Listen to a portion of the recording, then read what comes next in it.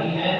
ایک تو اس غلط فہمی کو ذہنوں سے نکال دیا جائے کہ جیسے گائے کی قربانی جائز ہے، اسی طرح کٹے کی قربانی، بھینس کی قربانی بھی جائز ہے۔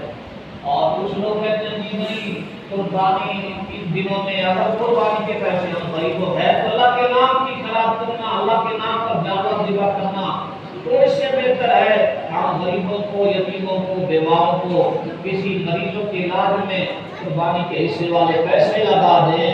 یہ ہرگز ایسا نہیں ہے، یہ نہیں ہو سکتا، کیونکہ اللہ کی طرف سے واجب ہے، عمل ہے۔ مومن مسلمان صاحب استطاعت پر یہ واجب ہے، اس واجب کا ادا کرنا بھی ضروری ہے۔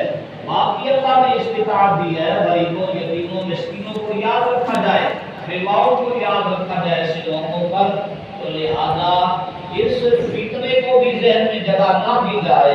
جو اللہ کا حکم ہے، پیارے نبی حضرت ابراہیم خلیل اللہ علیہ السلام کی حدیث یاد ہے تو اس کو تازہ کر لیا جائے، اور ہمارے پیارے نبی صلی اللہ علیہ وسلم نے اپنی حیات مبارکہ میں 2 وقت